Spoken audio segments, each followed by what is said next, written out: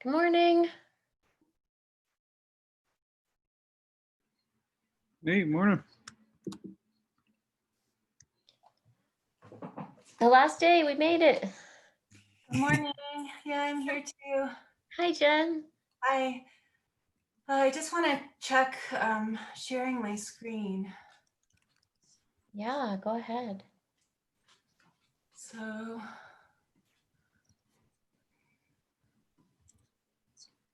I don't know if you need to make me a co-host. Oh no, it still says share screen. Okay.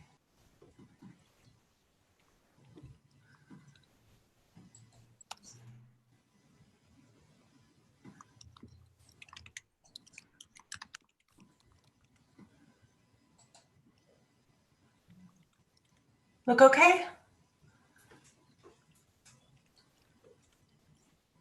It's not in full presentation. Oh, interesting. I mean, it is for me, Elizabeth. No, it's not. Now it is. That's No, well, I might be lagging then. I'll just leave it up for a second. Does it look good now? it does, yeah. Yep, looks good for me too. Okay, great. Thanks so much.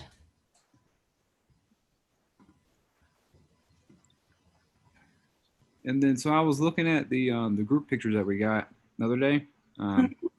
Seems like we got everybody in your list, Jen, except for Ting. Okay. So I've noticed she's been having her camera on before everything gets started. So I'm gonna try to grab one that way in case, and then we'll do that. Yeah, I think she'll be here today. Yeah. Yeah, I mean, I may have missed her when I was reviewing them, but we got that's the one person I think we just need to make sure we grab one or make sure somebody has one. Perfect. Yep. Great. Do you think that I need to log in as a separate computer today? I mean, we haven't been hitting the 300. Nah, I think it'll be fine. Okay. All right. Well, I'm here if you guys need anything, but I'm going to grab some coffee.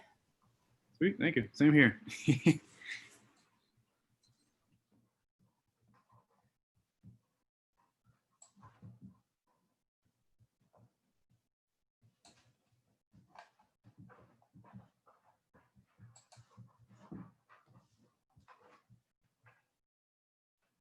Go ahead. You can continue chasing your tail.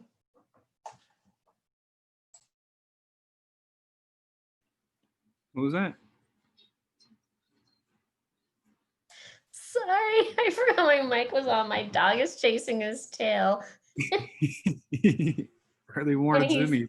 And he stopped when I looked at him. So I said, "Oh, you can continue." But then I'm like, "Oh, my mic is off." My dog's next to me. He went back to sleep. He's not having these early mornings. Yeah. They already frolicked in the wet grass, so they'll be sleeping soon. And so Elizabeth, if you wanted me to pull metrics for the Zoom meeting once it's done, just let me know. I'll probably have to get Dan to do it since Mark is gone now. Right. But, yeah, so I can pull those for you if you want. Yeah, I think that would be it would be interesting and just good, good practice data set again for me. So and then if you for future meetings, if people need to know, and it's easy. I wish there was an easier way for me to do it just on my end, but I know Mark said it was just really the owner can do it. Yeah, it's like the kind of like the admins for our Zoom license for the CGD. Yeah. So yeah, I'll grab that, and then maybe we can start putting them all the meetings we've done in the spreadsheet just to see how attendance is gone. Yeah. All right. Well, yeah, I'll reach out to Dan, and after probably tomorrow or next week, I'll pull those in and send them over. Yeah, thanks. And then next week I've got atmospheric rivers with Christine. And but that's pretty, we're handling it. It's more discussion based and Okay. it's all like NCAR people or people very close to NCAR. So Okay, cool. If y'all need a Slido, just let me know. Okay. Yeah, we have another meeting this afternoon just to make sure that we're ready for that one. And then I need to check in again with Andrew, because he had mentioned that one with NASA people, and then after that, Yeah, I'm like, oh, I don't have any meetings but I'm going to start working on working groups. yeah. So after today, I'll just follow up from his email, ask if there's any updates, because it's better to get prepared early than later. Yeah. I'll just make sure you're copied on it so you can see his response too. Yeah, because he had asked, and then he was kind of wishy-washy, so. Some people just got a bug. Yeah. But yeah, so I'll reach back out to him, and I guess we just go from there. Sure.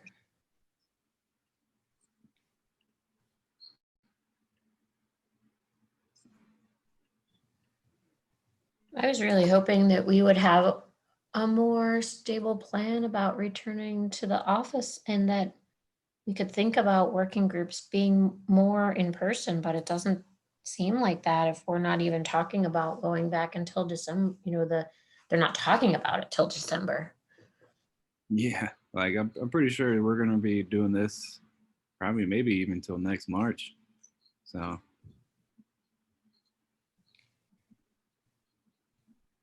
yeah, I would just plan to have it all virtual because man, I don't see us going back until probably in the winter.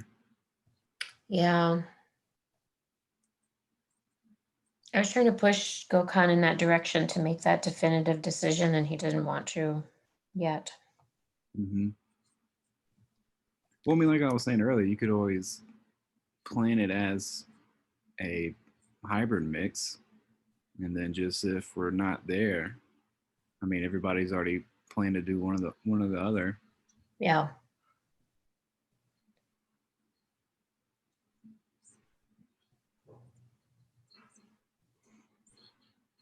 All right. Well, I'm gonna grab some more coffee and head down to the office. So I'll be back shortly. Okay.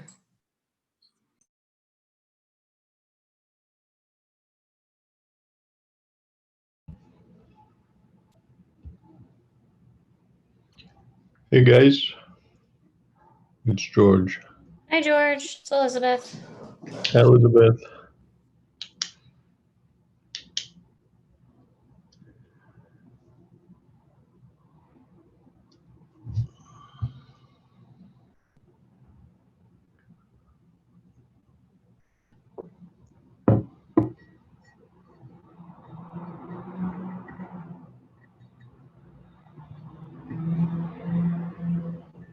Hi, George.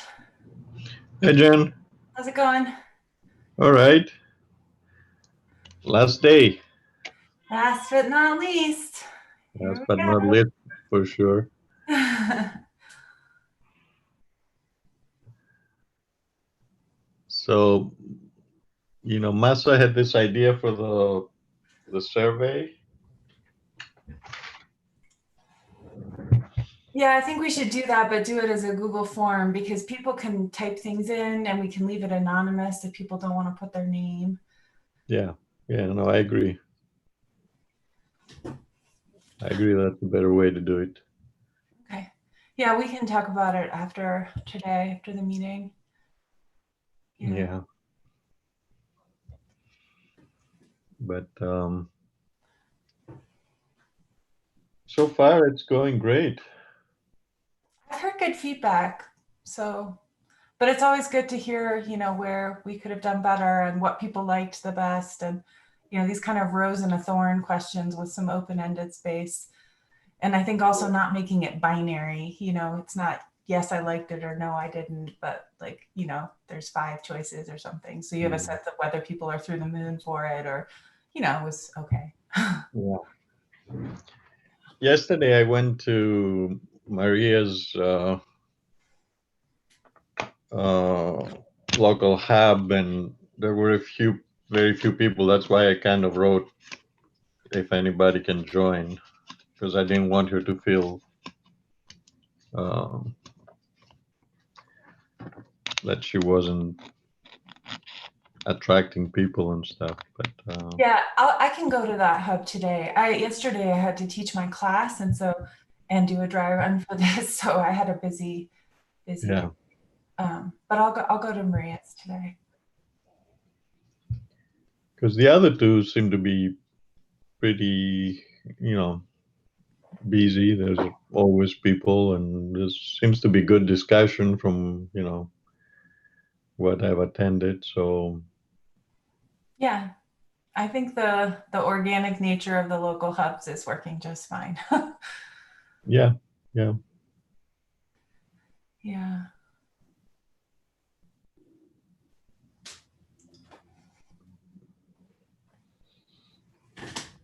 How are things up in Boulder? Are you guys over with the fires and the smoke and all that?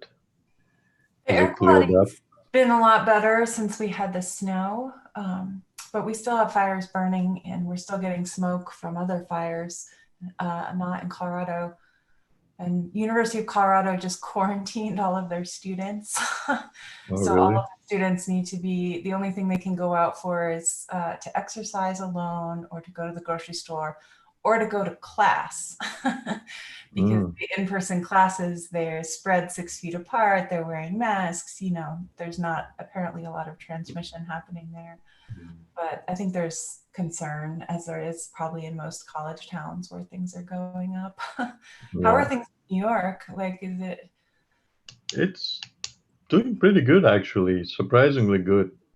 Um, transmission is below 1% for a long, almost a month now, more than a month. Very few new cases, and but then schools are starting. They started yesterday, and colleges have started, but with very little in-person participation. Do you do live classes? I have a graduate class with 12 students, and I did a poll the first week, and they strongly wanted to be on Zoom, and it's actually working reasonably well. They're in small breakout rooms to work through code together, and yeah, it's not as good as in person, but actually there's some elements of it that work really well. So Mm. Oh, you don't have any of the big undergraduate classes this semester? no, but those are offered online. I have colleagues who are teaching them. Oh, they're online too? Yeah, the only classes that are in person or have any kind of in-person component are small, so that they can really control the spacing of the students. So, Morning. good morning, Mark. How you doing? Good, how are Hi, you? Mark. Waking up.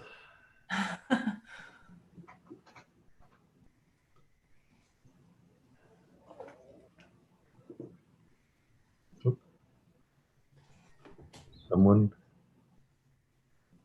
Oh, there's Johannes too, I think. Yeah. Yep. Hello. Morning. Morning.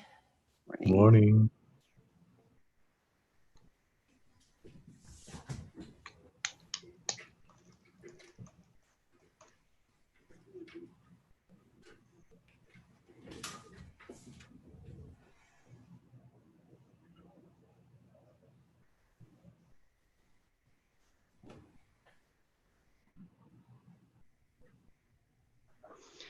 I've got my local audience here too. Can she clap? She can complain. That's her only mode of response. I saw her make a cameo in the dry run video. Yeah, you were so composed as this cat is like climbing all over you. Yeah, it's an hourly occurrence.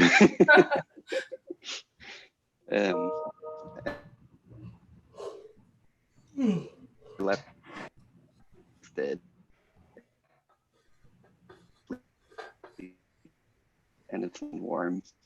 And it works because I just use a USB keyboard.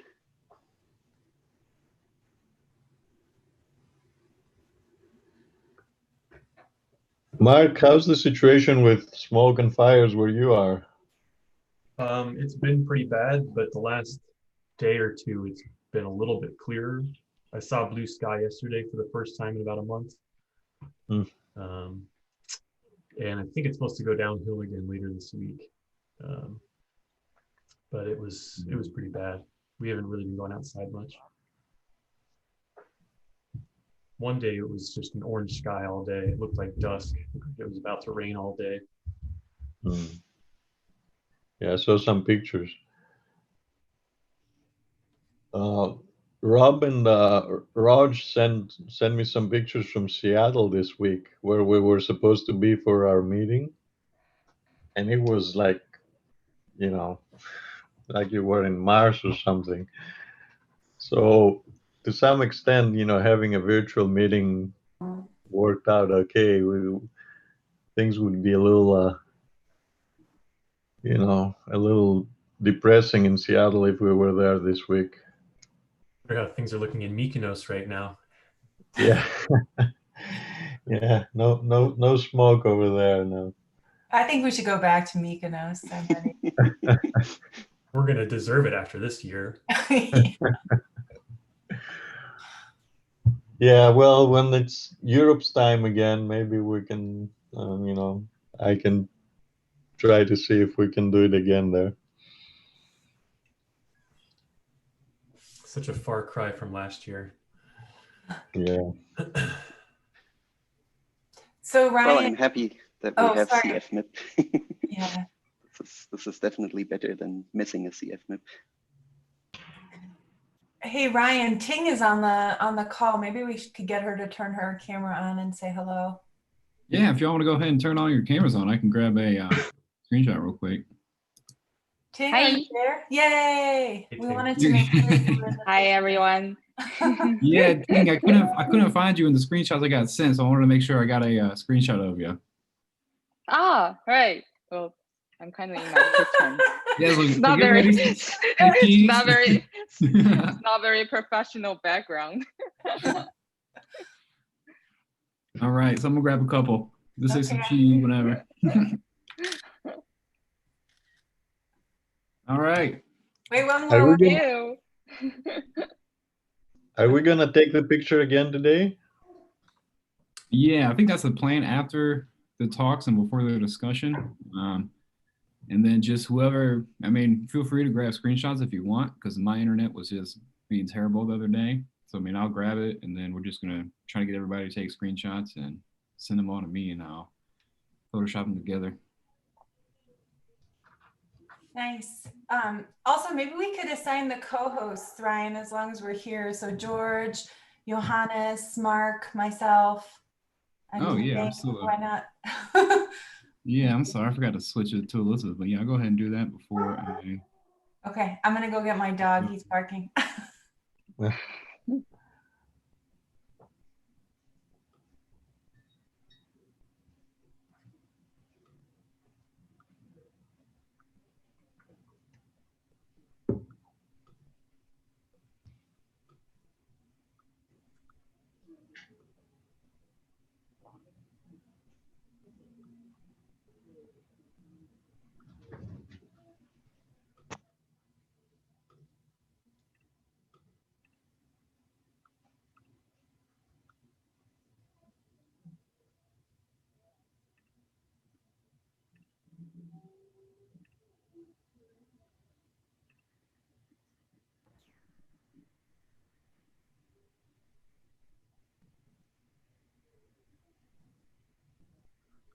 So Ryan, it looks like I can mute people, but I have to ask to unmute. Is that how you like to have it set up? I'm not sure why. Yeah, I think that's what happened the other day. Said when you unmute, then the person can reject you actually, which I guess makes sense. Oh, okay. So that they would know, but they will get a request. Oh, that's good. Yeah, otherwise you wouldn't even know that you've been unmuted. Yeah. Right, exactly. Yeah, I think Zoom does that so you don't catch anybody off guard. Like if they're muted or have their video on for a reason and you force it on, you might get some unexpected feedback. But I made so mute participants on entry is checked, and then they shouldn't be able to unmute themselves. So we've been having problems with that, but I guess we'll see how it goes. I know me and Elizabeth have kind of been scrolling the list to make sure everybody's muted. So think it's been I know going when good so when I far. first signed in yesterday, I wasn't unmuted, and I think I was and then I was muted. I don't know if you guys did that manually or if it just has a little bit of a delay. Yeah, it may have the delay, and then the settings have been real funky, so they haven't been sticking. They've been acting up, but yeah. So we've just been manually doing it most times. But yeah, thank you so much, Ryan. I think it's been wonderful. Yeah, no problem. Great, glad to hear. Looks like the Slido's been a good hit too. It's been pretty active. Yeah, I think it was super helpful when you highlight the discussed questions. And Yeah, I try to wait until after it gets read, because sometimes when I do it right in the middle of somebody reading it and it moves, they're like, "Oh, whoa, where'd it go?"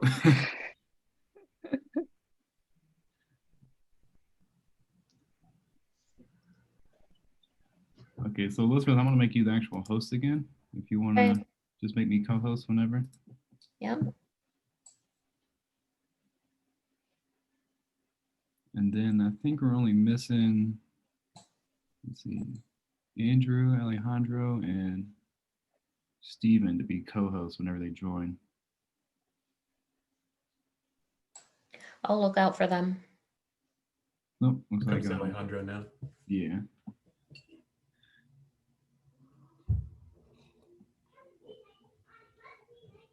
Guys, at the very end, when we're doing the closing, I'm gonna ask you to unmute everybody so that we can do some clapping and stuff like that for people. So hopefully that will work. Okay. Yeah, Elizabeth, it looks like there's a in the more options there's an ask all to unmute. I don't know if that's what Yeah. you use.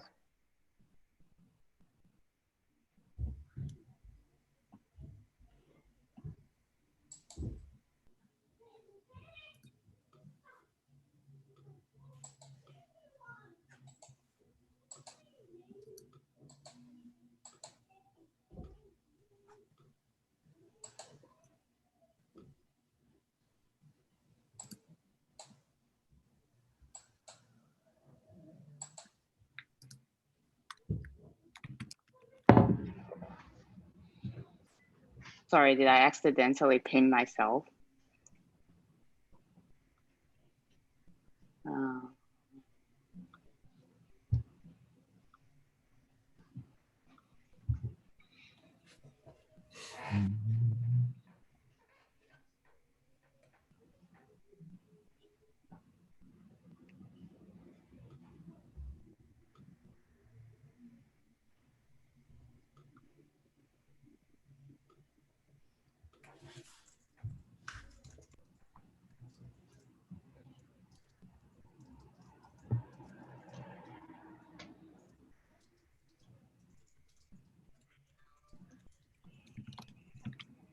Maybe when Johannes gets back, he could try sharing his first slide just to make sure that that works okay. Yeah, let me try that.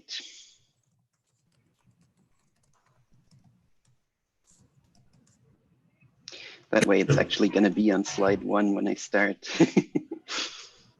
um,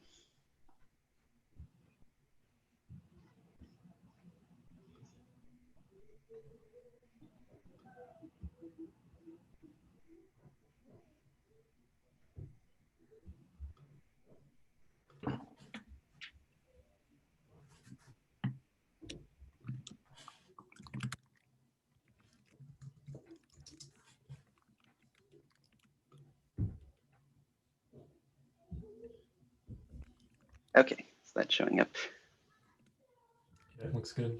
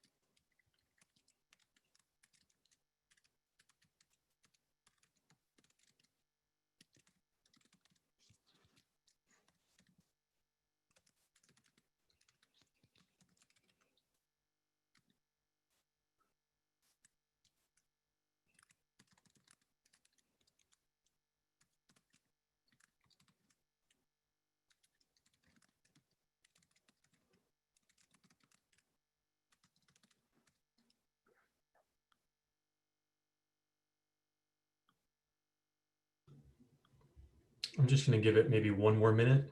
I see the participant count is ticking upwards still, so give it another minute.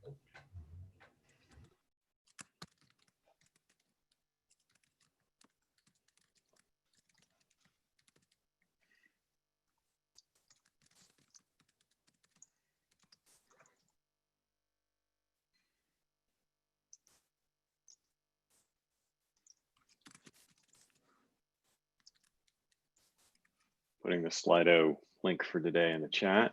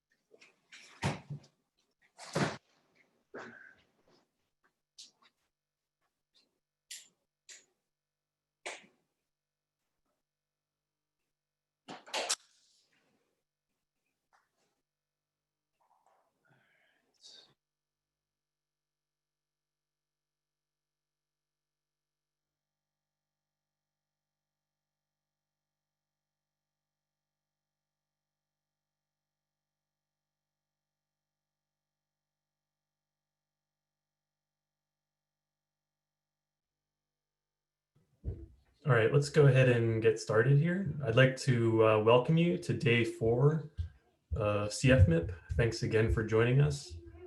Today's session is Do Extratropical Cloud Feedbacks Matter for Climate? I'm Mark Zelenka. I'll be your MC for this morning, but I'm joined by a number of co-conveners here, George Salutis, Alejandro Bodas Salcedo, and Steve Klein. So we'll be coordinating the question and answer session. We've got 2 speakers today. Jen K will be first, and then Johannes Mulmenstadt. Just a reminder, the way we've been doing this is we have the questions are posed in Slido as opposed to the chat. So put them on Slido, and the link is currently in the chat. So go ahead and click on that so you can have the browser open to put your questions in. And then we'll pull from those questions for the kind of clarifying questions afterwards, as well as the broader discussion later. After the second talk, we're actually going to have a photo, so stick around. Don't skip out immediately after the second talk. Yeah, okay, well, thanks for joining us, and I guess we can go ahead and get started. We got Jen K first. She's an associate professor at CU Boulder, and she'll get us started today. Jen, can you go ahead and share your screen?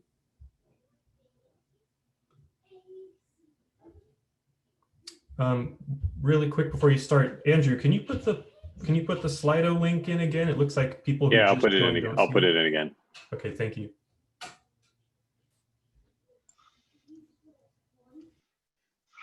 Everyone seeing this okay? Yeah, that looks good, Jen. Okay, great.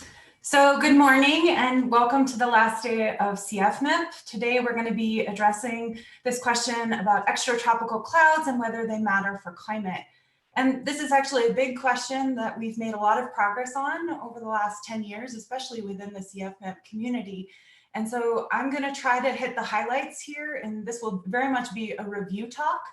And I want to emphasize papers that I think really moved us forward, asked really hard questions that made us think, and conceptual frameworks that advanced our ability to understand the processes that are controlling extratropical cloud feedbacks. So an example of that kind of framework is, for example, this classic illustration of frontal clouds and precipitation that is centered around a low pressure system in the extratropics.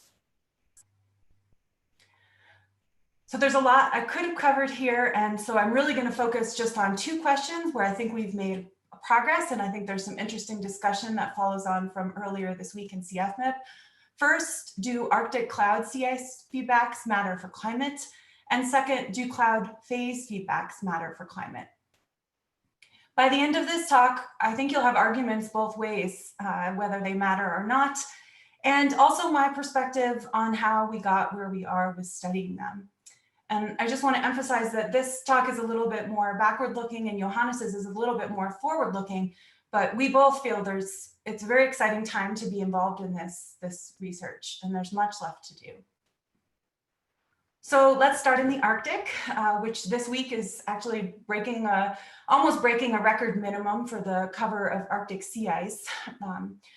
So this conceptual framework that I think is really important for grounding your understanding of Arctic change is the seasonal perspective on Arctic climate change.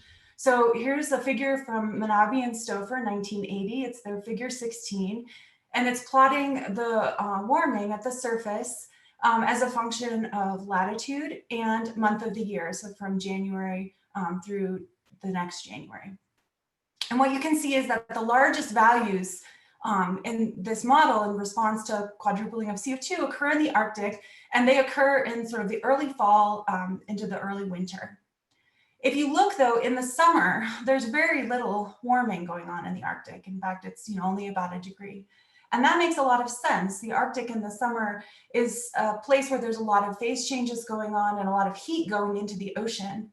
And it's really seasonally delayed when that heat comes back into the lower troposphere and warms the lower troposphere that you end up with these huge values for the surface warming in response to a CO2 quadrupling.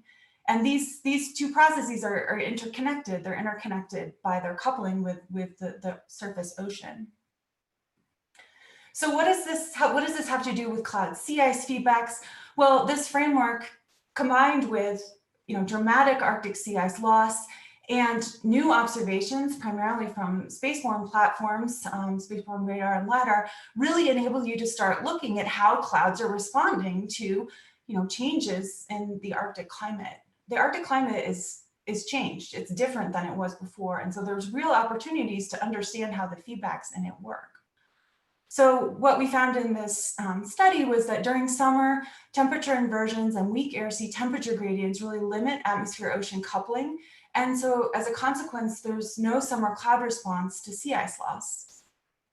In contrast, relatively low static stability, strong air sea gradients, those in the fall permit upward fluxes, in particular of moisture, but also of heat. And that affects the low cloud formation and in fact increases the low cloud over newly open water. So you can actually see this if you just look at MODIS images of the Arctic. So here's one from this past summer, July 23rd, 2020. We're off the coast of Alaska. There's some sea ice here. There's some clouds swirling above. And we don't see the evidence for direct coupling between these two. In contrast, if you look, for example, October 17th, last October, we see these roll clouds forming and evidence of strong air-sea coupling. And so we're seeing this visual evidence for this cloud response to sea ice loss. So with that, we have our first answer to a matter for climate question. Do Arctic cloud sea ice feedbacks matter for climate? And because of their seasonal timing, this is not just a yes or no answer. In the summer, it seems like maybe no. And so the clouds are not really affecting what's going on in the summer. They're not, for example, the feedback is not affecting other feedbacks like the ice albedo feedback. But we may have a cloud ice feedback during the early fall and in fact during all of the non-summer months. And this is something that's been brought up also in paleoclimate and thinking about equitable climates and how do we explain, warm Arctic conditions in the past. I also want to point out that just because there's not a summer cloud sea ice feedback doesn't mean that the clouds aren't important.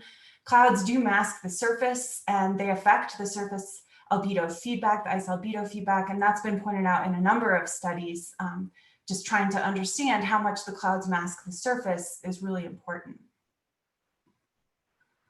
There's been a lot of work done since that 2009 paper and a lot of observational support for this seasonally varying cloud response to sea ice loss. In particular, I want to highlight a study by Morrison et al. That looked at spaceborne LiDAR observations from Calypso, looked locally within a region where sea ice varies from year to year, and found basically the profiles of liquid cloud fraction over sea ice and open water were really similar. And then did the same in the fall and found more cloud over the open water than over the sea ice. There's also evidence from the ground. So there's been a number of field expeditions to the Arctic. In fact, one is just finishing now called Mosaic, which is a ship frozen in the Arctic Ocean for a full year. This paper here is on about a summer 2008 cruise in the Arctic. Here we go. The clouds were persistent during the period of study, having qualities that suggest they were sustained through a combination of advective influences and in-cloud processes with little contribution from the surface. So a lot of room for the influence of microphysics here, for the influence of, what happens when these air masses get advected to the Arctic and start radiatively cooling, but not always a coupling to the surface, and especially not during summer. So this is a fun story and one that just came out this year. What about clouds over leads during winter? So a paper in Nature Communications this year, midwinter Arctic leads form and dissipate low clouds. This is very counterintuitive, right? You think a lead, which is just, a crack in the sea ice, is going to lead to basically a bunch of open water underlying a very cold atmosphere, and you might end up with, a lot of moisture being fluxed into the atmosphere. Well, motivated by the counterintuitive results that these authors found, they looked into the physics of it, and they found that these newly frozen leads actually, they permit large sensible heat fluxes, which kind of can dry out the atmosphere, but very low latent heat fluxes. And so that's why they tend to dissipate the low clouds. So always surprises in the Arctic, and it's good to understand the context. Certainly this coupling with the surface depends very strongly on what's going on with these turbulent fluxes. So I think as this is a review talk, I want to emphasize some frameworks and tools that I think are really important for understanding Arctic clouds. The first, of course, is using COSP and these kind of more process-oriented views of how the system is working. So here's an example of evaluating the cloud sea ice feedback in a model using the LiDAR simulator in COSP and doing the exact same methodology to try to isolate where we're seeing open water and sea ice and kind of remove the synoptic variability. But other examples exist that are really powerful, for example, looking by other cloud controlling factors in the Arctic and using COSP, and I think there's a lot that we can learn from those kinds of studies. Second are more the conceptual frameworks. So thinking about, again, this air mass transformation, there's a really nice description of this in Pithen et al. 2014 with a really nice cartoon, and really trying to understand this bimodal distribution of net long wave radiation. And basically when the net surface long wave radiation is 0, it's usually associated with an opaque cloudy state. And models really struggle to get that state, mostly because they struggle to have sufficient supercooled liquid in them. So moving even more broadly, do cloud feedbacks matter for Arctic warming? There's a nice study by Ivy Tan in 2019 looking at some simulations where they had changed the supercooled liquid fraction and found really strong influences on the amount of Arctic warming, on the ECS. This study will come up again in these runs will come up again in the second part of the talk. But you might have trouble putting that together with, for example, this other paper that came out this year, Mulmenstadt et al., which found actually that the Arctic warming is unaffected by Arctic cloud radiative feedbacks. So here in this study, there was cloud locking performed, and in particular regional cloud locking, so just the feedbacks in the Arctic versus locking all of the cloud feedbacks globally. And what we can see is that when you just lock the Arctic clouds, basically there's very little influence on the global warming, and the surface warming is a function of latitude. So I think there's some work to do to put these two perspectives together and reconcile them. One issue is in the Mulmenstadt study, we know there's not enough supercooled liquid in the Arctic clouds in this model. But again, the challenge in the TAN study is that basically you're looking at the supercooled liquid fraction globally. So you haven't really isolated what's happening just in the Arctic. So I think that that's a really productive direction to move forward in. I want to close by talking about how clouds are important in terms of their influence on the Arctic warming, and in particular because of their ability to regulate the strength of the interrelated large positive feedbacks that control Arctic warming. And there's a really nice study by Pithen and Marinson, 2014. They go through and they identify in the CFMIP models the largest feedbacks contributing to Arctic warming in the models. And what they find is the albedo and the lapse rate feedback are the two largest positive feedbacks contributing to warming.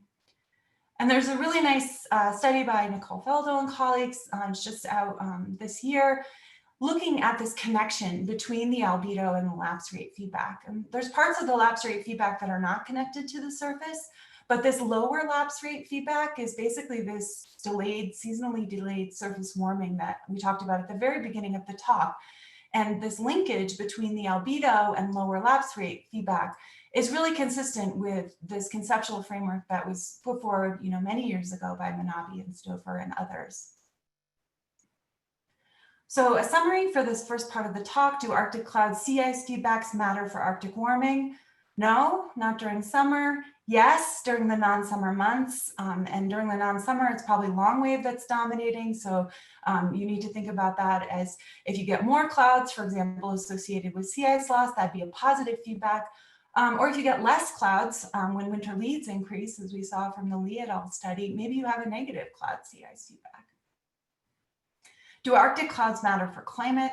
Yes, because Arctic clouds mask the surface and they create precipitation. And they're also really important over the Arctic Ocean, where they regulate the two largest interrelated positive feedbacks, the lapse rate and the surface albedo feedback. So here are some key papers on these topics. Again, a lot left to do and a lot left to think about here. Okay, so now I'm going to transition to the second topic, this do extratropical cloud phase feedbacks matter for climate? And again, sort of revisit some of the first literature on this Mitchell et al. 1989 study that really recognized that, basically when you go from a cloud that's dominated by ice to a cloud that's dominated by liquid, you're going to brighten the cloud, and that could turn into a negative feedback that's very important. And, it's funny how some of the things that are written in this paper, Johannes and I were thinking they're really very much similar to what we think today. More measurements and better parameterizations are really needed to quantify this process. I also want to emphasize, just for some context for the rest of the talk, the class of model that was used in this study. It's an 11-level 5 by 7.5 lat long horizontal grid with a 50-meter mixed layer ocean. So the coupling to a dynamic ocean is not present. And this 5 by 7.5 degree grid is pretty coarse, right? I mean, I don't know how well we're resolving, for example, extratropical cyclones and other processes in them on such a coarse grid. So I think resolution and coupling have really come a long ways since these studies and have really been helpful for advancing us. Another key paper from my perspective was this paper by Yoko Tsushima looking at the change in the cloud phase from a number of CMIP class models. And so here we just have the difference in the annual mean cloud water amount between a control experiment and a 2 times CO2. And the point of this is that you get more liquid in these extratropical clouds as you double CO2. And so it's consistent with this negative cloud phase feedback. But I found this paper really inspiring when I read it, and it made me think that there was a lot left to learn and a lot left to do in this field. Another key paper is Tremberth and Fasulo 2010. They pointed out these huge absorbed shortwave radiation model biases over the Southern Ocean, tens of watts per meter squared. And maybe we weren't thinking much about the Southern Ocean in the development of CMIP3 models, but these biases were enormous. And also they were co-located with some of the largest negative cloud feedbacks on the planet, in particular this nice paper by Mark Zelinka, looking at here the total shortwave cloud feedback, and then also the partition in that paper, finding that it has to do with an optical depth feedback. So we looked at this in the CESM, which is the model that I work with the most, and we found, again, this model fits into this big picture pretty well. So if we look at the change in absorbed shortwave radiation here over the 21st century, so to convert this to a feedback, you would just divide by the warming, but I just left it here in terms of watts per meter squared. And you can decompose that into what's happening at these high southern latitudes. You're losing sea ice, so there's a positive sea ice feedback. But there's also this cloud feedback, and here's this negative cloud feedback and actually a positive cloud feedback as you move towards the equator. But these changes in absorbed shortwave radiation are comparable in size to the mean state bias in the model. And that really begs the question, if you're looking at a model where the feedback you're looking at is similar in size to a bias in the mean state, can you trust the model? Is this a credible tool for the research? And so I think we're gonna have more discussion about this as we go through.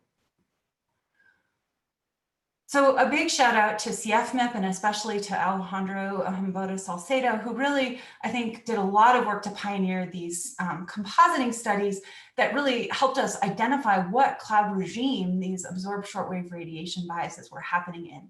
And they're in these post-cold frontal regions of mid-latitude cyclones where low-topped, shallow convective clouds are the dominant cloud type. And so here we just see from series observations on a cyclone model, and then all of these different models, the biases are somewhat different, but you can see in this cold sector that the bias here is consistent with this excessive absorption of shortwave radiation.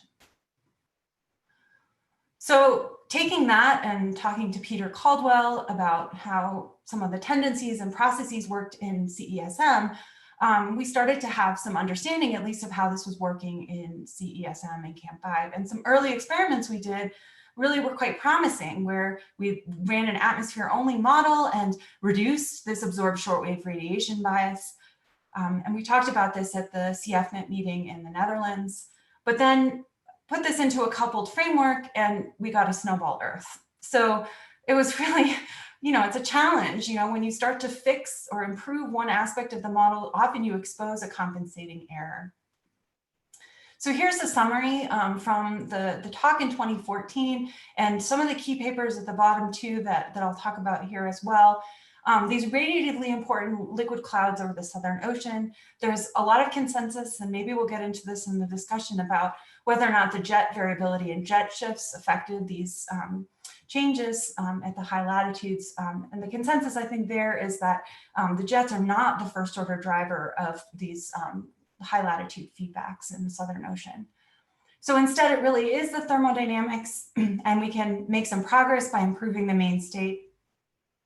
But this coupled modeling is really required because you can't submit a model to CFMIP or to CMIP if you have a snowball Earth state because you improve the absorbed shortwave radiation bias. So some real progress at CFMIP. I think the meeting in 2015, which was hosted by Steve Klein in Pacific Grove, California, was amazing. We had so many of the key players who've really made progress in extratropical cloud feedbacks there, and lots of great discussion. It was the first CFMIP meeting that I attended where we had whole dedicated sessions to talk about extratropical cloud feedbacks. And so I'm going to try to highlight a couple of the themes that came out of this meeting and how they're taking us forward now. First, there's this connecting the clouds to broader climate dynamics. So there was a study led by Ting, she actually mentioned it on Monday, that was proposing a hypothesis linking cloud biases over the Southern Ocean with the double ITCZ. And what we did is we saw, okay, we can actually test this hypothesis and we can look at it also in fully coupled models. And what we found is that the cross-equatorial heat transport response to these improving these cloud biases over the Southern Ocean, it largely occurs in the ocean and not in the atmosphere. And this is really important because as a conceptual framework, you need to involve the ocean to understand kind of these extratropical cloud influences on tropical precipitation. We also heard at the 2015 meeting, and then later was published in Science, Ivy Tan's work really saying, observational constraints on mixed phase clouds imply a higher climate sensitivity. And so their work really, again, looked into these supercooled liquid fractions and the microphysics in a model and tried to assess, well, okay, are we going to have a big influence on the equilibrium climate sensitivity? And the answer to that was resoundingly yes. There were very large influences on the equilibrium climate sensitivity. The equilibrium climate sensitivity increases when the mean state cloud bias is reduced, But there's also an important role for the ocean here. And this was identified in a paper by Bill Fry and myself, where we looked at not only the equilibrium warming here as estimated using slab ocean models, but also just look at the first 150 years of a global fully coupled experiment that has not reached equilibrium. And you can see, while we did see the evidence for these big increases in equilibrium climate sensitivity by changing the cloud phase and these extratropical post-frontal clouds, we didn't see evidence for that mattering in the first 200 years of our simulations. So when the Southern Ocean cloud feedbacks increase the equilibrium climate sensitivity, maybe we shouldn't expect an increase in the transient global warming. And here, this paper again, following up on this, do Southern Ocean cloud feedbacks matter for 21st century warming? Again, this is in the context of one model, but what we've done is compared to a very nice control, a large ensemble control of historical and then future RCP 8.5 simulations. And this experiment we know has an equilibrium climate sensitivity that's 1.5 degrees larger than the control. And yet when we look at the 21st century warming, we do not see a difference. And we do look when we look at the zonal mean shortwave cloud feedback. And so what this suggests is that this shortwave cloud feedback is not having an influence on these kind of timescales, and it may be, kind of the pattern effects of the SSTs that are required to really get at this, activating this shortwave cloud feedback and increasing the amount of warming. So I almost fell off my chair at the Mykonos meeting when Mark Salenko last year presented the CMIP5 to CMIP6 transitions in the zonal mean shortwave cloud feedback, because it looked so much to me like this study that we had just done looking at the change in the shortwave cloud feedback within one model, the CESM. Obviously, there's some differences here, and it's important to read the fine print, and I'm sure this may come up during the discussion because it's a really nice advance in terms of understanding the CMIP5 to CMIP6 transition. But these stronger positive feedbacks, primarily in the extratropics, account for about half of the increase in climate sensitivity at the equilibrium from CMIP5 to CMIP6. So this relationship between equilibrium and transient warming in CMIP5 and CMIP6 models, I think is really interesting. And do we really understand the role of Southern Ocean cloud feedbacks? And I just want to put a plug out for some of the slides that were discussed yesterday as a part of Kyle's talk. And in particular, this pattern from Dong et al. Just showing that the Southern Ocean warming is delayed. And so in that sense, the feedbacks that happen there are going to matter more, at least I would hypothesize, on the longer timescales. And for sure, these pattern effects are important. And that's very consistent with some of these regressions that we saw between warming and ECS or warming and FCS, shown by Kyle yesterday. So I'm going to finish up here. Do Southern Ocean cloud feedbacks matter for climate? I would still argue yes. I think the models are overdoing it, and the observations are helping us bring it in line. But also there's some conflicting stuff here, because how do Southern Ocean cloud albedos change, and how do they affect things like the tropics? Well, it's not happening through the atmosphere and the I2CZ and precipitation, but instead by changing the ocean. And so conceptual frameworks and modeling experiments with the dynamic ocean circulation are really needed. And Sarah King and Ting are leading this at ETN-MIP. So there's a lot of work going on that actively right now. And I think in models, improving the mean state does really reduce this negative Southern Ocean cloud phase feedback, and does increase the equilibrium climate sensitivity. And so this is a big point of progress in making the models more realistic. But the co-location of these feedbacks with the mean ocean circulation really matters. And as a consequence, at least in single model studies, we're seeing that the transient surface warming may not be affected. So there's a lot more to do. And I'm going to turn it over to Johannes, or I guess we'll do some questions first, but I'm done here. So thanks so much. Thank you, Jen. That was really nice. Looks like we do have 3 questions in the Slido. I guess we're bringing those up, but I'll go ahead and start reading it. William has, why is the observed cloud water content much less than the modeled cloud water content? referring to figure 3 or 4 from the end?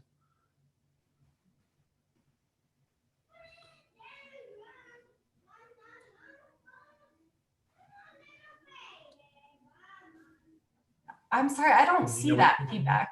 I mean, I don't see that slide.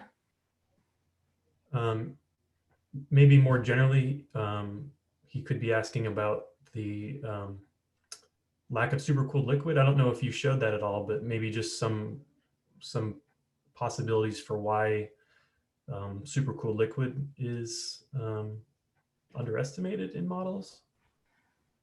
Yeah, no. So, I mean, I think the result here from these models is that they lack supercooled liquid fraction. So in a sense, the question's actually posed the wrong way. It's the opposite, right? If you're talking about supercooled liquid content. Yeah, maybe we can circle back to that in a later discussion if William wants to clarify. Let's move on to Paulo. How was the phase partitioning changed in the Fry et al. CSM experiments? Yeah, so those experiments are just based on the 2016 experiments that we looked at for the influence of the Southern Ocean on the ITCZ2. So these are distinct from the Tan et al. Changes because we actually changed the detrainment and the shallow convection. So we're really targeting this post-cold front region of the extratropical cyclones. And for example, our phase partitioning and those experiments doesn't affect things like the Arctic clouds, whereas Ivy's, and she may want to clarify about this, but they're global and they're applied in the microphysics. And so they affect supercooled liquid fraction globally. So a couple of different ways to kind of get at this supercooled liquid fraction. And again, I want to clarify and emphasize the importance of the regime. And so I think the Fry et al. Experiments, they really target this post-cold frontal region of extratropical cyclones, because that's where shallow convective mixed phase clouds happen.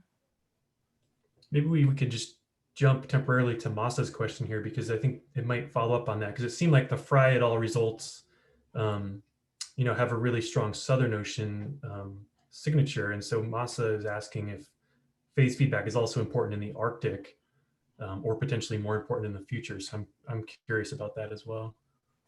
Yeah, this would be a great discussion for the broader discussion as well. I mean, the microphysics of Arctic clouds is really hard. And so the phase feedback, I think, is really kind of an open question there. Okay, let's just take one more then. George asks, can you talk in more detail about the similarity of the Southern Ocean feedback between your study and Zelinka et al. CMIP 6 versus CMIP 5 result? I guess above and beyond the fact that the zonal means look kind of qualitatively the same. Yeah, I think this is a really good question and kind of where we are right now. I mean, we have these great experiments within one model, and I think the power of those is that you really understand what's been changed. And I think it's really clear from your results, Mark, that the CMIP 5 to CMIP 6 change is, I mean, it's driven in part by these extratropical cloud feedbacks, but there's other contributions as well. And I wonder if you want to comment on that. Well, in terms of the Southern Ocean feedback, that does definitely seem to be a low cloud thing. I mean, none of the other feedbacks really change at all. And that does really strikingly look similar to what you've gotten in your experiments and what Ivy Tan has gotten in her experiments. So I think there is definitely a role for the phase feedback in that signature, but I don't know that that's necessarily the case in all models. And not all models look like that, but in the multi-model mean, it really did look strikingly similar to what you guys did in CESM1 experiments. Yeah. So, okay, thanks for the questions. Let's move on to our second speaker, and then after Johannes goes, we're going to have a photo. So yes, the next speaker is Johannes Mulmenstadt from Pacific Northwest National Lab. And okay, it looks like you've started to share. And right now we're reading your inbox. Okay, there you go. Sorry about that. Okay. So you're seeing just my presenter view right now, right? Yep, looks good. Okay, But we can good. see the full full screen. Good. Great. Okay, so well, first of all, thanks for the opportunity to speak here, and big thanks to the organizers for having a CFMIP this year. I think that's really great. And I really like this phrasing the questions in terms of does X, Y, or Z matter for climate. So I'm going to try to answer a few does X, Y, or Z matter questions. And I think the first one I want to get to is, do processes matter for the extratropical cloud feedback? And of course, the answer to that is yes, but I'll go into a little more detail on what I mean by this question. And then a more nuanced question, which processes matter for the extratropical cloud feedback? Okay, so big thank you to everybody who's contributed to this talk and the results that I'm going to be showing. You didn't all fit on the PNNL title slide template, but thank you. So I want to sort of touch on three interconnected questions. The first one is constraining the cloud state enough to constrain the cloud feedback? And do we need to look at state or processes? The second is, if we need to look at processes, which processes matter, and what do we need to what do we know about them? What do we still need to figure out about them? And then the third, sort of seeding the discussion, I hope, is how can we represent these important processes better?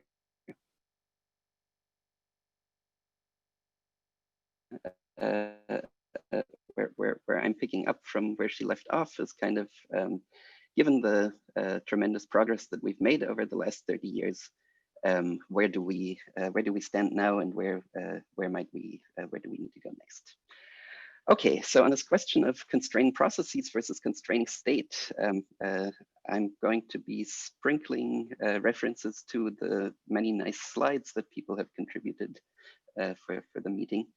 And so the first slide that I'm mentioning here is Mark Zelinka's slide in the context of, let's take a look at model ensembles. So CMIP for the cloud feedback on the left, AeroCom for aerosol cloud interactions on the right. And what you see here is in each case an ensemble of GCMs that have been really exquisitely tuned to represent the present day cloud state.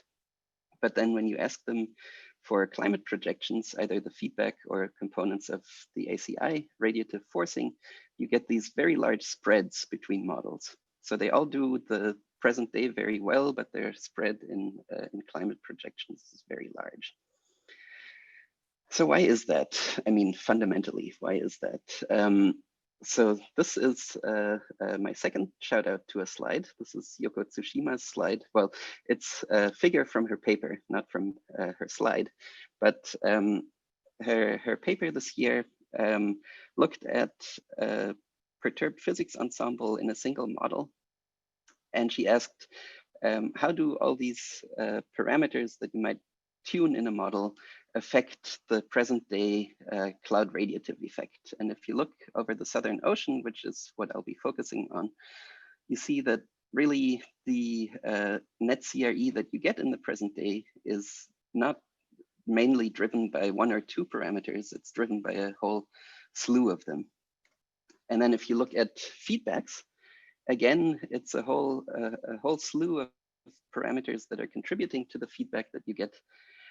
And I think very importantly, it's not the same set of parameters that control the present day state, with very few exceptions.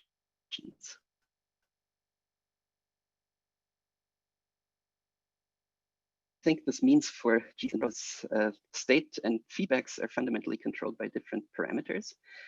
And since and different processes, and since these different processes all have errors, I mean, none of the process representations in the GCMs are perfect by a long shot.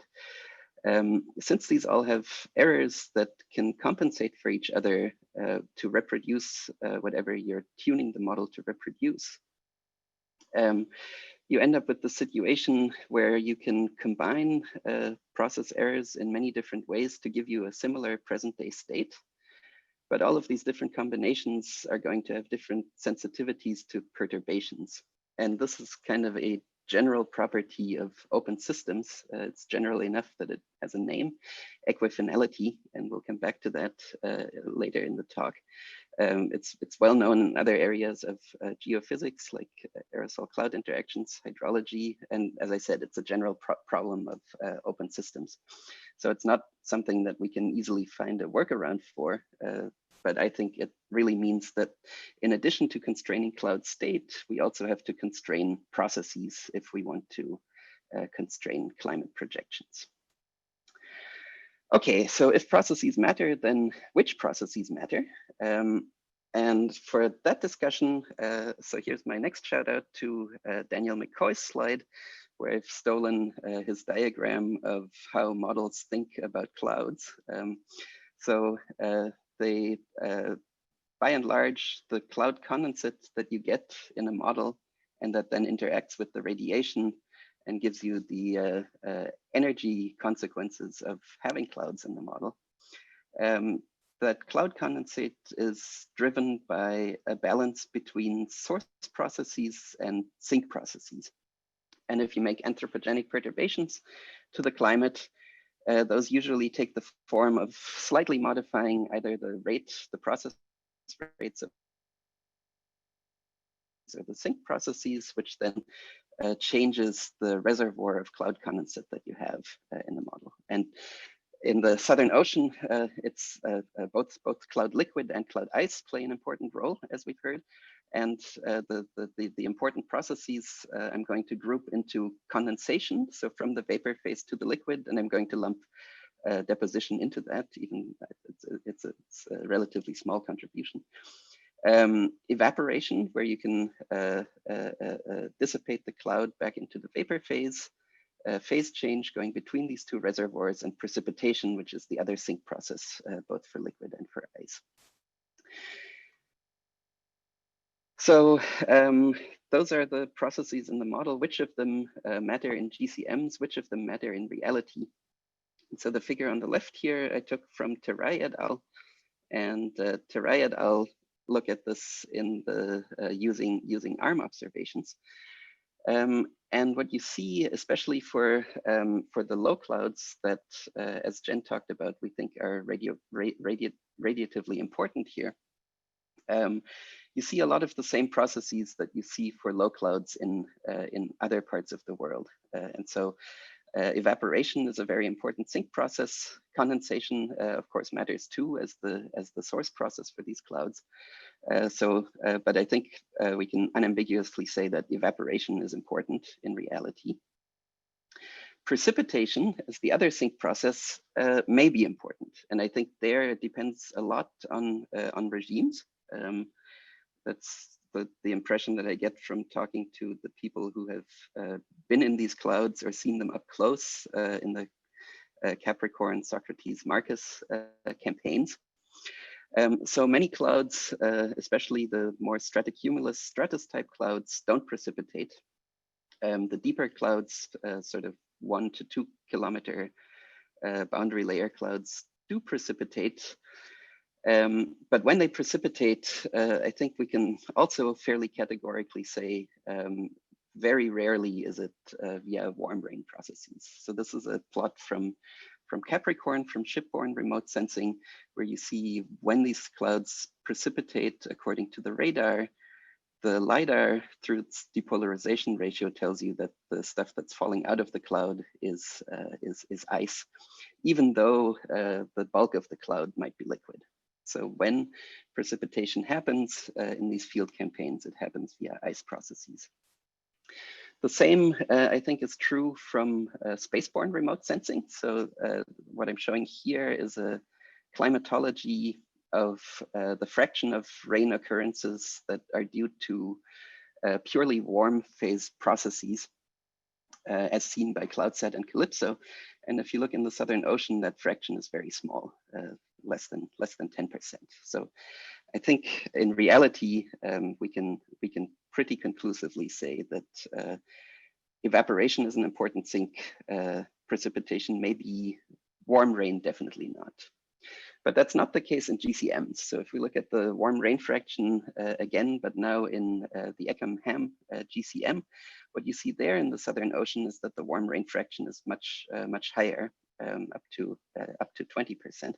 So the GCMs really think that warm rain processes are an important sink process for these Southern Ocean clouds, which I think is a pretty significant process bias in the model.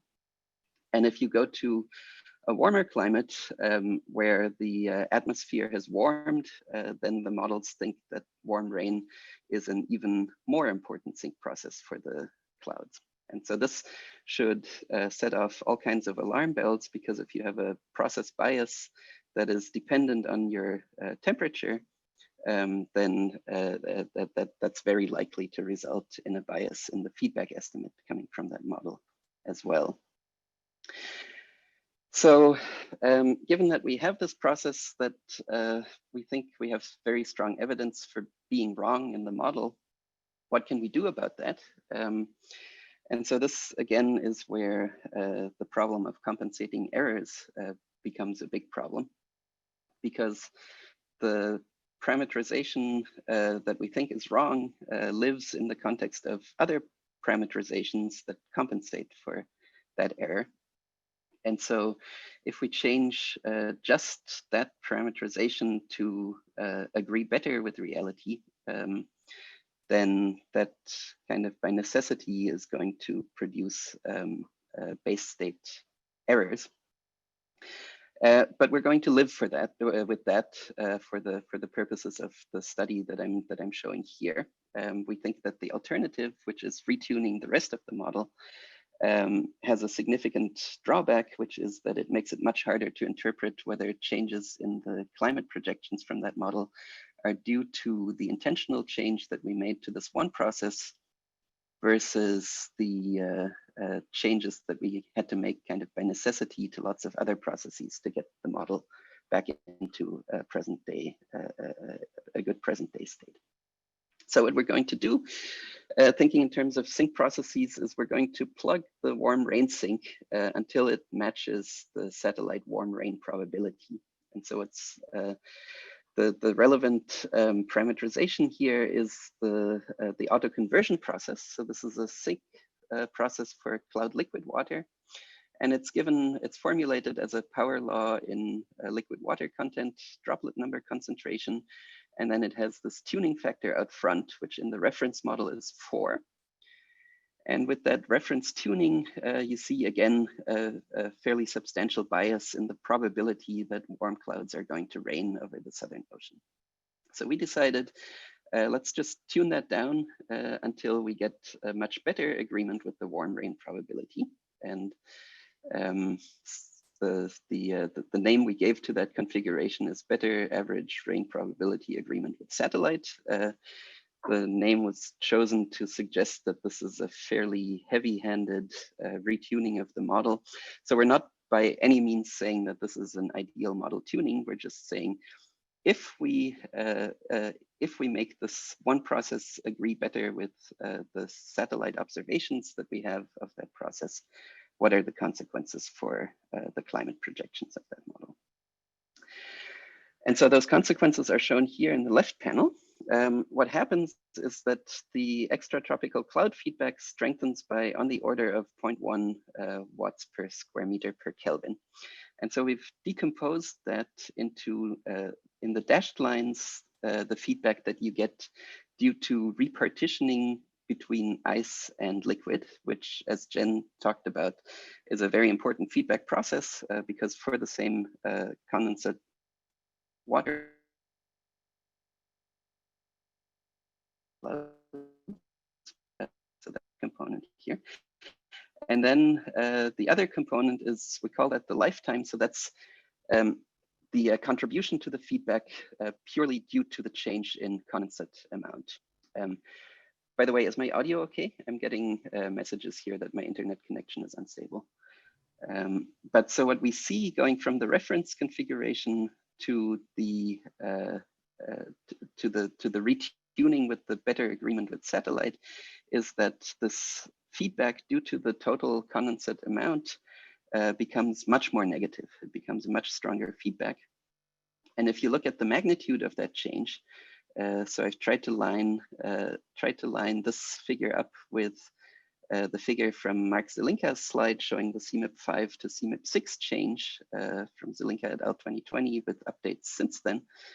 You see that the magnitude of the change that we get is more or less equal to the magnitude in feedback change between CMIP5 and CMIP6, but in the opposite direction. And so I think the upshot of this study is that when you retune the microphysics in GCMs to better match observations, you can expect these very large changes to the feedback, and they can go in either direction. So there's I would say some commonality between these model errors that we're fixing, which is very large impacts on the feedbacks, and then some tension, which is that for some model errors, the feedback becomes weaker. For some, the feedback becomes stronger. And this is, again, referring back to this problem of compensating errors. So whenever we mitigate one error, there's another error behind it waiting to take its place. But I think that shouldn't keep us from trying to address these errors, especially for processes where we think we have observations that are fairly reliable. Okay, so I mentioned there's this tension between different types of constraints.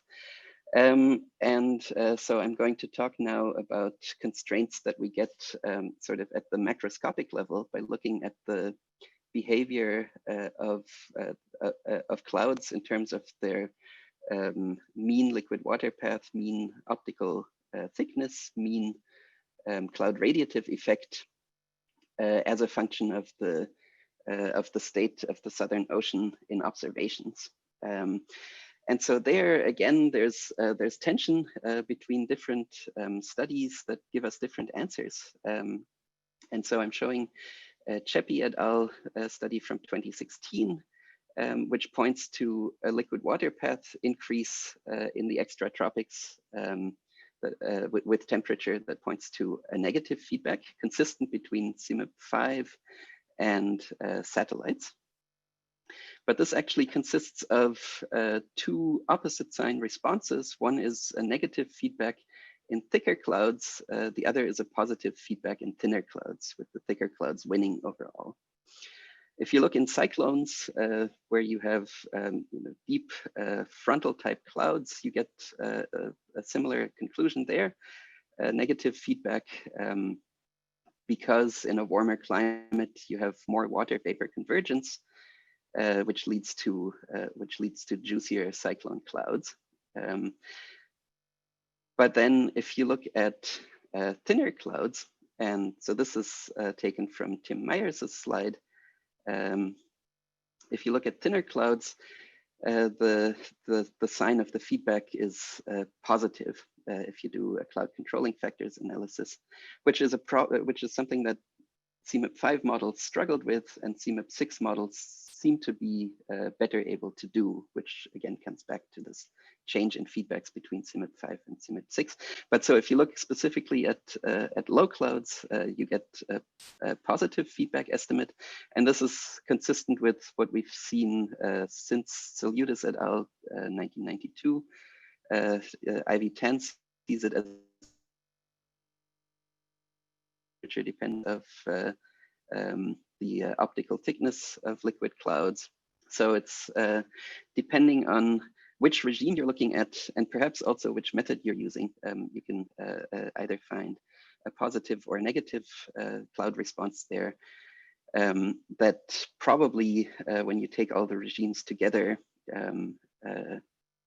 gives you, well, I mean, it's the sum of two opposing mechanisms, and so it gives you a smaller total number with a large uncertainty. And I think Daniel McCoy has a slide on that as well. So another question that I want to get to is if microphysics matters, and I think we have lots and lots of evidence for that. I mean, that microphysics matters in GCMs.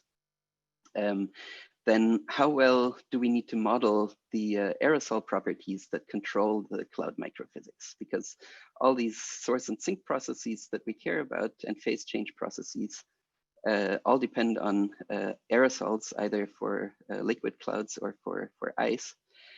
And we know that the aerosol properties in models are strongly biased. So this is a figure from Isabel and Daniel McCoy's nice paper looking at model droplet number concentration versus satellite droplet number concentration, which are very different in over the Southern Ocean during summer, especially.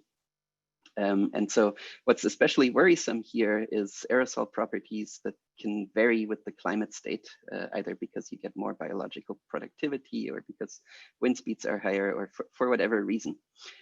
So if the aerosol state is varying underneath the model as these temperature dependent cloud feedbacks are happening, that's something that needs to be represented in the model.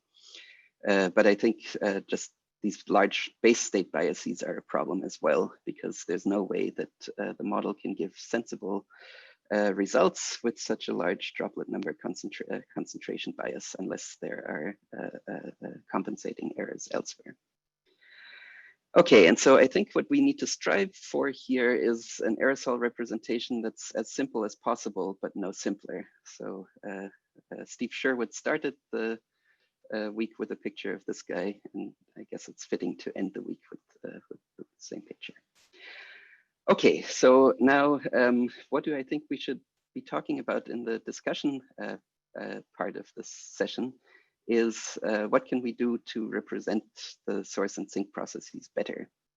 And I think there are two parts to this. Part one and part two are, of course, what do we need to do in models and what do we need to do in observations? But then as Jen has pointed out and others, we also need to be careful in how we use these observations to do that training to actually make sense in terms of the model physics and the model resolution. Okay, so on modeling, what I would say is what CFMIP is doing is great. I mean, it's really led to major advances in terms of running satellite simulators, outputting tendency diagnostics, outputting things at high frequency. That's exactly what we need to be able to do meaningful model evaluation. What we should be doing in addition to that, I think, is more PPEs in single models, because I think number one, that's really the way to address this fundamental equifinality problem. And I think it also helps just methodologically to relieve the tension between making changes to single processes and then having to retune lots of other processes to get the model back into something that you can run as a coupled model. I think on the multi-model mean increase from CMIP 5 to CMIP 6, we heard this in the questions to Jen's talk. There's some loose ends that we need to tie up there. And I think also we have tons of evidence now that the processes that are important for aerosol cloud interactions are also important for cloud feedbacks. And I think that's something we might want to talk about what that's trying to tell us. For observations, the ideal observation that we could have is one that provides process rates, because that's what parameterizations spit out, right? Of course, we don't get that in observations, but I think some types of observations are proxies that are close enough that we can do a meaningful evaluation of process models. And again, PPE would be a great way to test this. And I think in particular for warm rain processes, we're pretty close to something that's a good proxy for autoconversion. I think regime definitions are important. I'm not going to say too much about that, but I think we might want to discuss that in the Q&A. And give us some contributions to the total feedback. Okay, and then for model evaluation, COSP, especially if the subgrid variability in the simulator is consistent with the subgrid variability in models. Identifying which sync process matters in reality versus the model. It turns out that getting this even in models is quite difficult. So tendency diagnostics are part of this, but how do we interpret them, I think, is an open question. And then we've been talking a lot about the shallow post frontal and anti-cyclone cloud regime, but I think we should not neglect the cyclone part of these Southern Ocean cyclones. Okay, I'll just leave my conclusions up here. Do extratropical cloud feedbacks matter for the climate? I think very much so in GCMs. In the real climate system, I think we don't quite know yet, and that's maybe, if I understood Steve's talk right, reflected in this estimate of the assessment of the cloud feedback in the high latitude low clouds. But I think the way that we can make progress there is to really understand the responses of opposing sign processes, addressing the equifinality problem in models, and trying to disentangle the tangle of compensating errors one process at a time, even if it makes the model temporarily look worse than it did before. Okay, so I'm really looking forward to the Q&A, and thank you very much. Thanks a lot, Johannes. That was really interesting and very thought-provoking. Do we want to do the photo now or take some clarifying questions? I wasn't sure about the order. I was thinking that we could do some clarifying, then do the photo, and then have the broader discussion. Sounds good to me. Okay. Well, maybe it's easier actually, so that you're not putting up the Slido. Okay, it's there. We'll go that way. Oh, sorry, I was in the process. I can take it down real quick if you want. The picture. Yeah, let's just leave it up and we can go ahead and do some questions and then we'll go to the photo. So Robert's asking, what is it about Southern Ocean clouds that makes the precipitation mostly ice with the clouds mostly liquid? And are there other places on Earth where we can see this?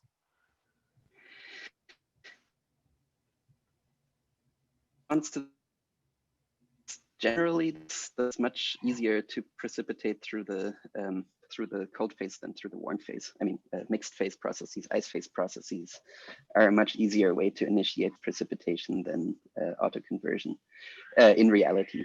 And the reason the tropics, well, I guess in the tropics, you just don't have the option because the clouds don't develop above the freezing level. And I guess also there's, well, in the tropics, due to the higher temperature, you also have much more water vapor to work with. So even though the warm phase is a hard way to make precipitation, in the tropics, you have enough liquid that you can actually do it. But so in this climatology that I showed, you can also see in the extratropics over, and even in the tropics over land, there's fairly little warm rain, just because there the clouds do have the option of developing across the freezing level, and kind of have to if they want to make precipitation, and then the ice phase processes just take over. And so, I mean, in the Southern Ocean clouds, kind of the amazing thing is that even though INP concentrations are very low, which I think is why you get so much supercooled liquid, it's still the very few particles that manage to find their INP that initiate the precipitation. And then, of course, once you've initiated precipitation, you can dramatically multiply your ice number particles through secondary ice production, and then lots and lots of riming and other mixed phase processes kick in, and you get appreciable rain rates out of these clouds. But yeah, but they need to find their initial INP somehow to get the precipitation going. Yes, so there are other places on Earth where we see this, basically all the continents. I'd like to jump down to Alejandro's question because it is a very much a clarifying question. Can you give more details about how warm rain fraction is calculated in the observations? Yeah, so for the field campaigns, it's remote sensing or in situ on a fairly limited sample of clouds. So the Capricorn campaign was fairly long and saw a fairly large number of clouds. The flight campaigns, of course, are fairly limited in duration. So there it's kind of a limited sampling of the cloud population, but overwhelmingly the clouds that precipitated were precipitating through the ice phase. From the satellite perspective, what we're doing is using CloudSat to see whether a cloud is precipitating. And then CloudSat also gives phase information on the non-precip part of the cloud, but that actually comes mostly from temperature parameterization as a function of free analysis temperature. And so for the phase of the cloud, what's much more useful is Calypso, which tells you, at least for the cloud top, whether this cloud was, whether there was liquid or ice at the cloud top, both from the depolarization ratio and from the behavior of the backscatter as a function of in-cloud depth, which I think is a fairly reliable diagnostic for, at least for cloud top phase. Yeah, and these are consistent in saying that the clouds that form precipitation tend to, well, they're mixed phase or ice phase, and there's a recent study by Jay Mace, also from the satellite perspective, looking at using Calypso, trying to get beyond just the cloud top to also see what the phase underneath this liquid layer in the supercooled liquid clouds might be. But I think it's really this combination of satellite and field campaign where you have limited cloud sampling, but a very overwhelming partitioning in the clouds that you do sample in the field campaigns. Thanks. Let's take a quick break for the photo. So if everybody could turn on their video, we can do that. Hello, everybody.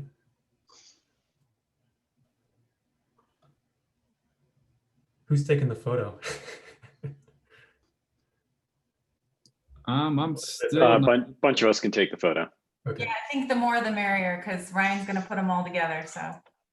Okay. So yeah, just whoever wants to take a screenshot, feel free and just email it to me because they're not all loading for me again. So I guess everybody just keeps saying cheese. Well, About half the people with video now.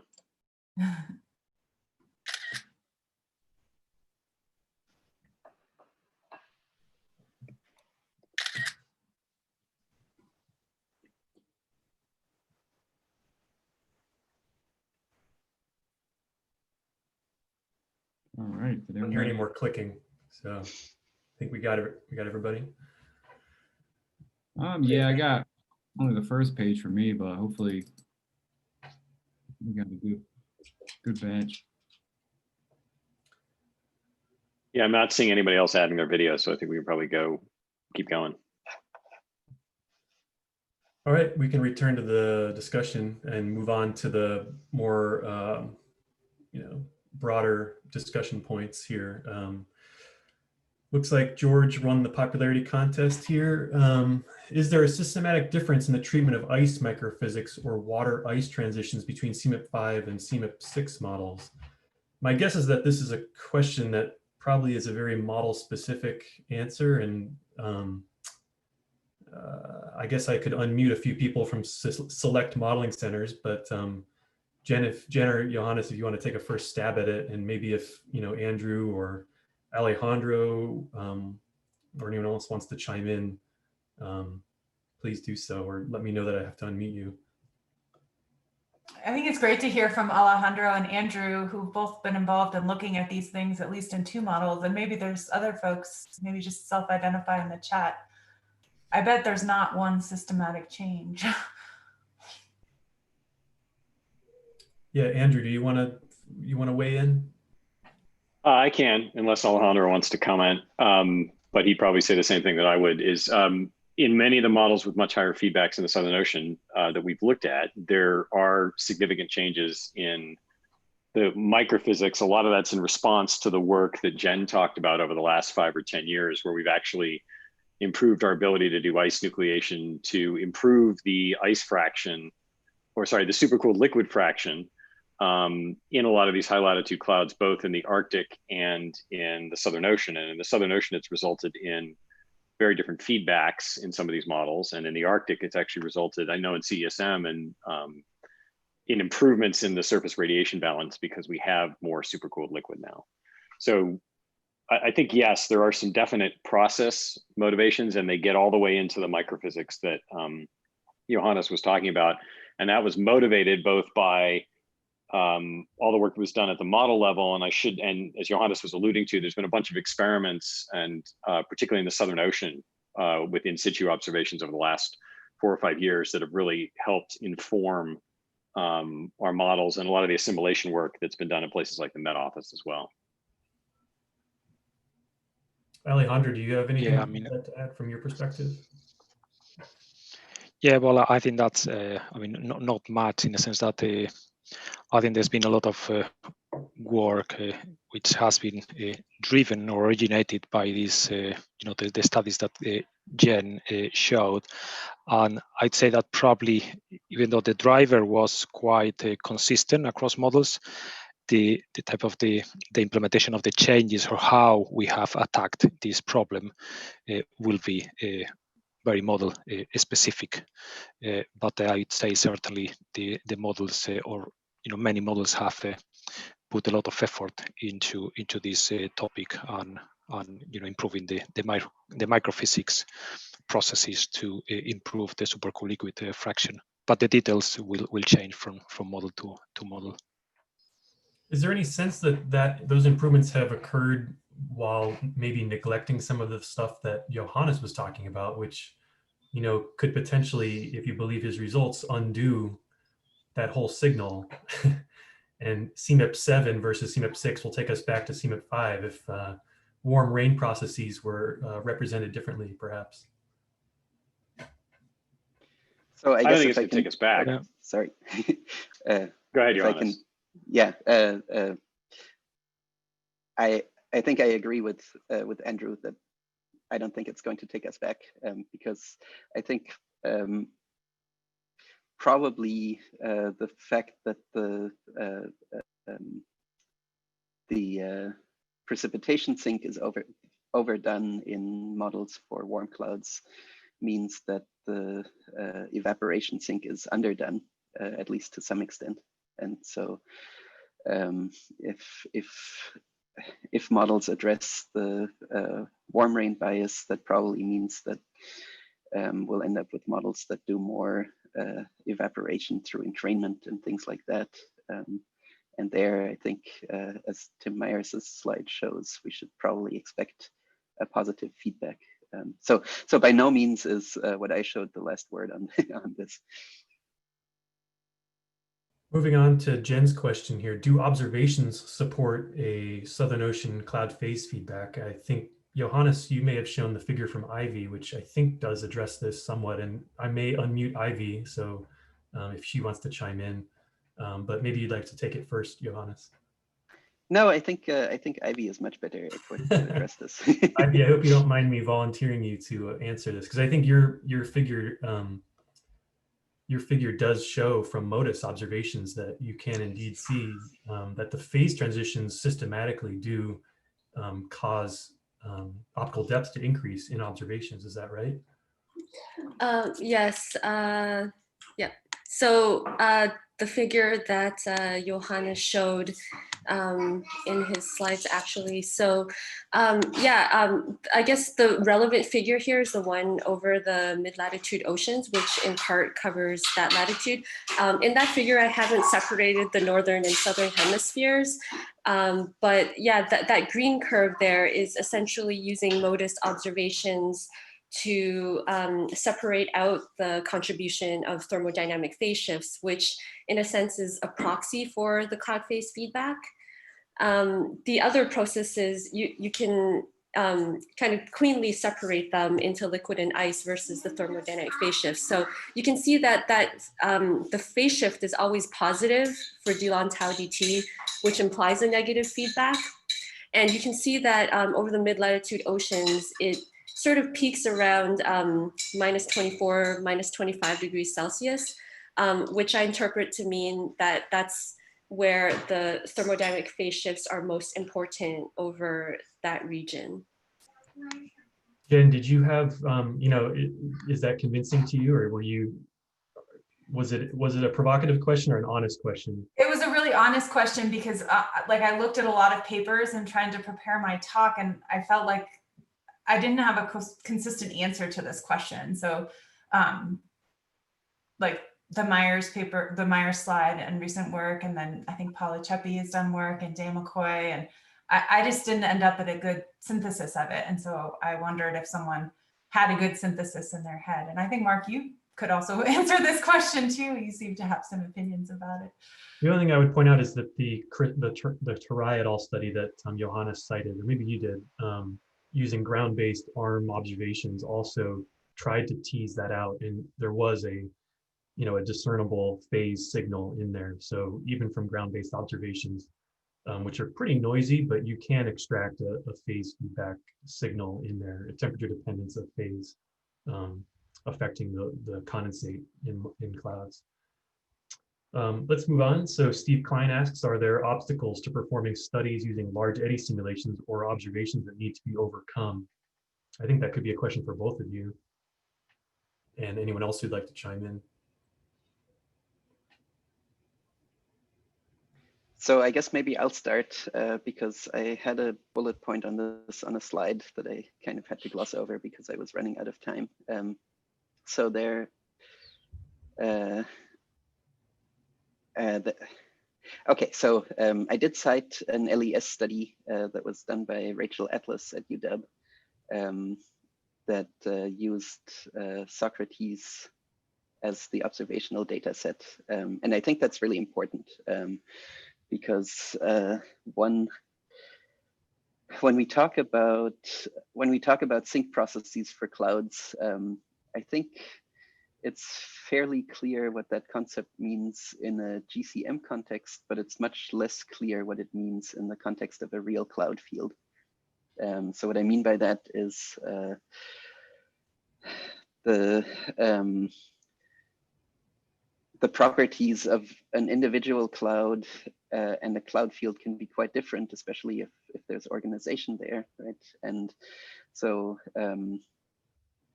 what it means for a single cloud to dissipate by precipitation or by evaporation, I mean, what that means for the cloud field isn't entirely clear. So if the evaporation just removes the water vapor from the boundary layer, or shallow convection just removes total water from the boundary layer, it's pretty clear that what's left over is going to be a lower liquid water path or lower cloud fraction cloud field.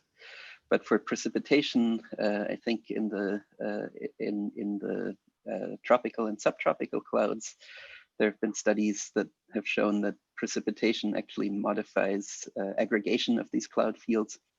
And so what happens with an individual cloud can have counterintuitive consequences for the liquid water path or cloud fraction of the cloud field as a whole. And so I think large eddy simulations are really the way to get at that type of behavior.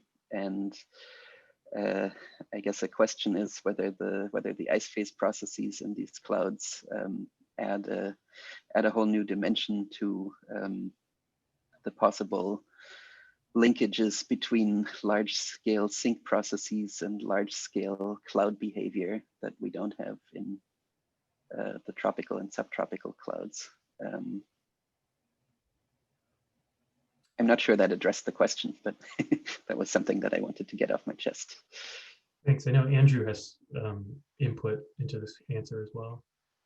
Yeah, just to further what Johannes was saying, he mentioned a bunch of studies using some of the Southern Ocean Field Project data from Marcus, Miker, and Socrates. There's a number of papers coming out on that where people have used both large eddy simulations all the way to climate models to actually do detailed comparisons with in situ data.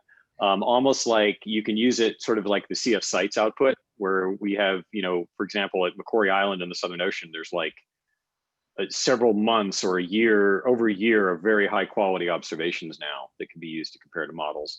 And we're also primed now, going back to Jen's talk, not to forget the importance of the Arctic with all the mosaic data and stuff coming out now. As that's processed, we're also primed, a number of people in the community are primed to start using that data from the icebreaker and other aircraft observations that are finishing up right now in the Arctic. So I think there's going to be a lot of opportunity, and there's a lot of papers coming out using climate models in new ways to actually try to compare them to the in situ observations to get at sort of things that Johannes was talking about with the processes in these high latitude clouds in different regimes, because you get these longer records give you different regimes at different times. Just finish that up by saying, I wonder if this community has any interest in organizing something like akin to the seagills, which looked at the stratocumulus to trade cumulus transition in the tropics. I think that was organized by this committee, but I think that started by this community, but it kind of predates me. I mean, is something like that needed in the extratropics to look at these sorts of things? And would that be, a way of making progress? I think arguably the Sherwood et al. Assessment shows that we have actually made progress at the low latitude, low level clouds, probably in no small part due to these small scale studies, using high resolution modeling studies in that region. So I wonder if the community might have the stomach for doing that again at the high latitudes. I'll jump in response to that too. I think it's really important that you don't think of extratropical clouds as being one type of cloud.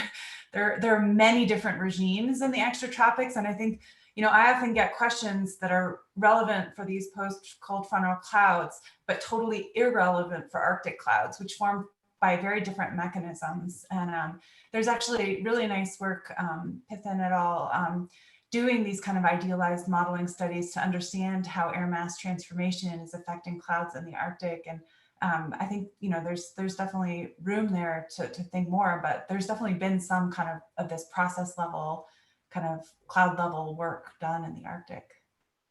Good point, Jen. Mark, I think your suggestion's a really good one, because we will have two data sets for long data sets for the Southern Ocean and for the Arctic. They will cross regimes because some of them are stationary in time over months and seasons. And so that answers sort of Jen's question, that you can composite by cloud regimes for these data sets for observations. And there's a couple of groups, obviously the Met Office and Alejandro and our group and CESM, and not just me, but the broader CSM communities. We've seen a number of different studies with it that have really looked at this, but I think something from CFMIP would really encourage a bunch of different models to focus on that in the broader sort of CMIP context. And I think that would be valuable, and it doesn't require much more than something like a CF sites output, right? So individual locations over a couple of years with common boundary conditions enforcing. And that actually could be very powerful as a way to advance our understanding for processes, as Johannes said, across models in a way that we haven't been able to do yet, and that doesn't exist in CMIP 6. Okay, let's move on to a question that kind of addresses yesterday's topic as well as today. So Jonah says, more positive Southern Ocean cloud feedbacks implies pattern effects should be stronger in CMIP 6 because of the delayed Southern Ocean warming affecting the change in the feedback strength. But Yue Dong's work suggests that the change in lambda is smaller, right? And then I see, there it is, Kyle responded to that. Southern Ocean cloud feedback contribute to a larger kink in the feedback in CMIP 6, but CMIP 6, where did it go? Okay, has smaller delta lambda overall due to smaller surface albedo curvature.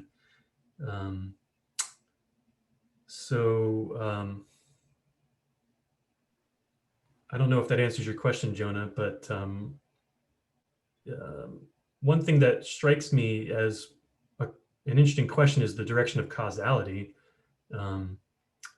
The Southern Ocean cloud feedback seems to be stronger in the CMIP6 models because the cloud physics has changed, not because the environment in which they live is responding differently, at least on the 150-year timescale. So are the clouds, is the more positive cloud feedback causing that feature in the Southern Ocean of delayed warming, you know, pumping a lot of heat in that doesn't show up initially but comes back later? I think, in my opinion, that is the direction, as opposed to the evolving warming pattern affecting the feedback there. But others may have other views on that. I'm happy to have anyone else chime in on that. I think it might be part of the reason why the effective sensitivity that Kyle was talking about, or the transient climate response, the TCR, is lower in a few models than with higher ECS. So you can actually maintain, if you don't have a positive feedback kicking in because the Southern Ocean isn't warming, and that's your big ECS driver, then you won't see that for a long time. You won't see it in the transient, you won't see it in the effective ECS. So I think it is a reason why you can actually sustain high ECS in some of these models, but still reproduce the historical record, as we were talking about yesterday. I agree. Yeah, it's that big positive cloud feedback is in the perfect spot for that heat to not be manifest at the surface and just to be taken up by the ocean, as I think Kyle showed in his one of his earlier figures about where the ocean is taking up heat very effectively.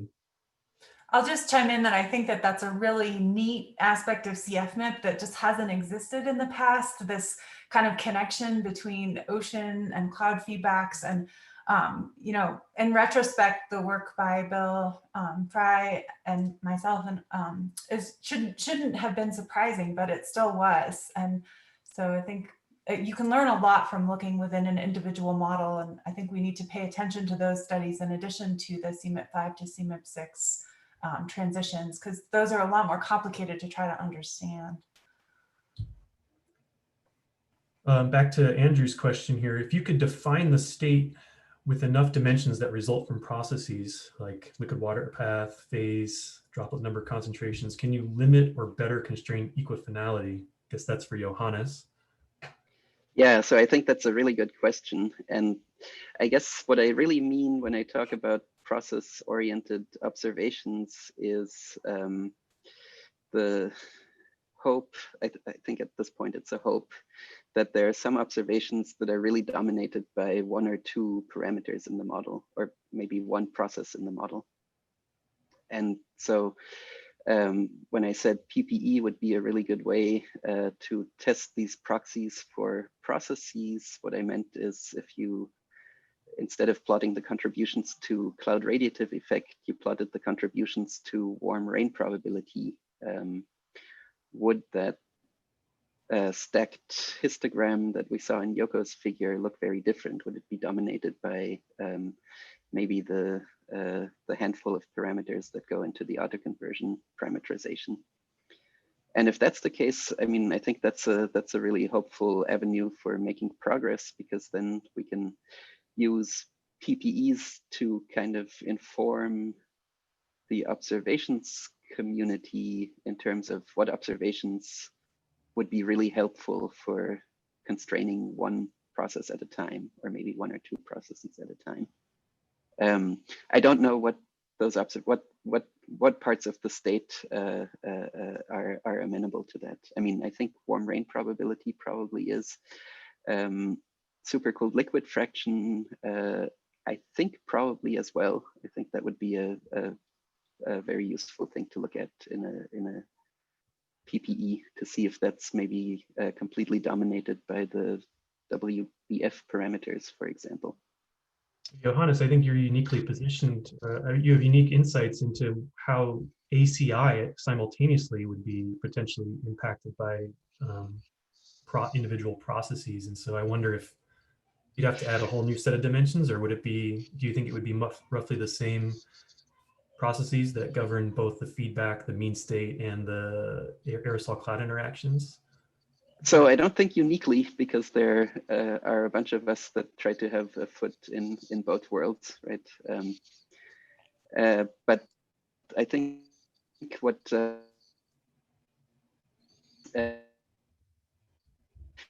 this is the things from 2017, Gettleman 2019. My work on tuning the warm rain processes is that it looks like the processes that are important for at least parts of aerosol cloud interactions are also important for cloud feedback. So yeah, I definitely think that the models are trying to tell us something there. Can I just make a comment on this topic? I guess we should also be aware of the limitations of PP, in the sense that, for instance, what we've seen in terms of changes in feedbacks between CFMIP 5 and CFMIP 6, especially in the Southern Ocean, has been due to change in physics. So basically structural changes, which is a dimension that the perturbed parameter ensemble doesn't really cover. So I think I guess we need to be aware of that particular limitation of PPs when we look at this relationship between constraining processes and state. There is this extra dimension, which is things that are missing or can be represented in different ways in models. Yeah, that's certainly true. But I guess if it turns out that we have observations that end up being controlled by parameters that are within one parameterization, then maybe that's an indication that even if you swapped that particular parameterization out for a different parameterization of the same process, that process would still be important. Mm-hmm. Right. But of course, in the larger picture, your point still stands, because there's also a lot of arbitrariness in model physics about which physical process gets handled by which model process, of course. And I guess one way to get at that is to have different models with different physics doing PPEs and then comparing notes. Thanks. Yeah, but I mean, I fully agree that if you have a constraint from the observation, that's much stronger than the modeling constraint. Yeah. Sorry, Mark. No, I with apologies to those whose questions didn't get asked. I think we have to wrap up, and because we're going to turn it back over to Masa and George just for some closing remarks. I want to thank the speakers, Jen and Johannes, as well as all of you for attending today and for your engagement in the discussion. So thank you. I'm going to clap. You guys can clap. Thank you, and thank you for all the questions. Reminder that there are the local hubs occurring afterwards, so some of these questions the Slido stays up, so you can feel free to have at those during the local hubs. But I'm going to turn it back over to Masa or George to wrap it up. Hub links are in the chat right now.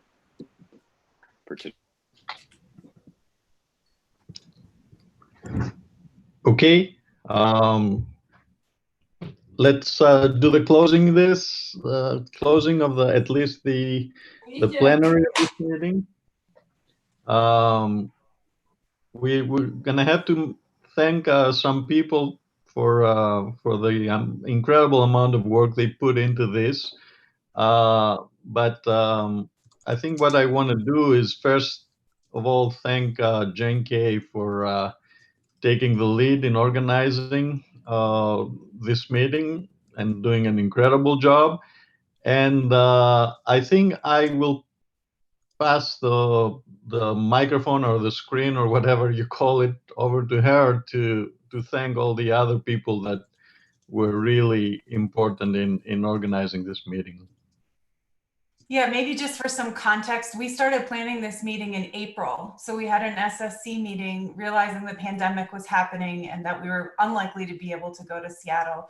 There was a virtual committee that was formed that included Christy, Allison, Ting, Paolo, who am I forgetting? Torsten and myself. And we met for about a month and figured things out. This format is basically what we came up with. And then we are really thankful to engage Andrew, Angie, Brian, Elizabeth, and Ryan at MCAR, who really helped this week go so smoothly. So thank you. I know there's been some ups and downs, but I think we all learned something. I did this week and really enjoyed it. So thanks, and stay well and be well. Couple of more things to say here. As you know, we were planning to meet in Seattle, but that didn't really happen. But we're insistent. We're an insistent group, and when we set our mind to something, we follow that. And so we're gonna try to meet in Seattle again next year, and hopefully this time in person. And we have gracious hosts in. Rob Wood and Roger Marchand. I think if Elizabeth can unmute Rog, he can say a few words about meeting next year in Seattle. Rog, are you there? I'm here. I don't know that. Speak up. Yeah. Yeah, I don't know that I have too much to say other than I really hope to be welcoming you all to wonderful, beautiful, non-wildfire smoke-filled Seattle next year. Okay, like I said, hopefully by then things will have cleared up, including viruses and smokes and fire.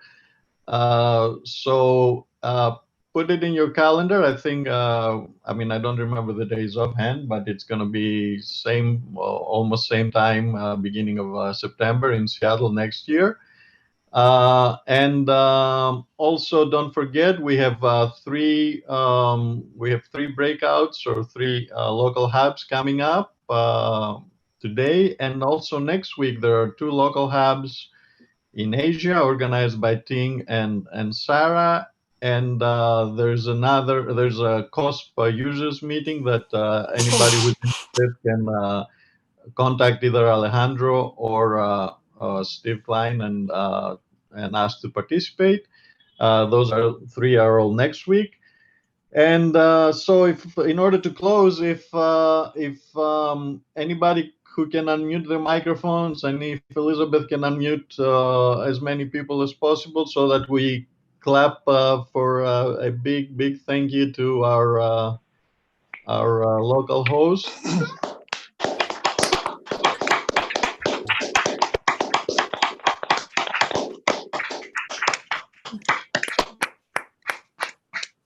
Okay, and then now off to the local hubs. See you guys. Thanks, everyone. Bye. Thank you.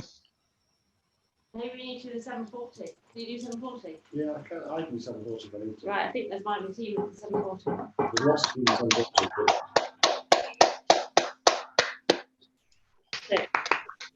Who that? The kites, the hummingbirds, the kiwis, and the woodpeckers. You can try and beat me subsequently. That'd be fun. You want a local hub?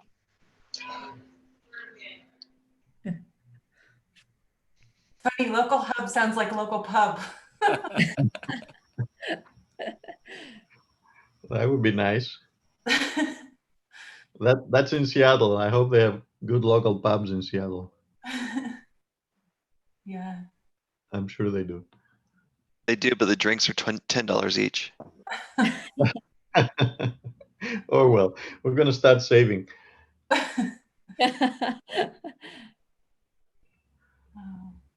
So that was great.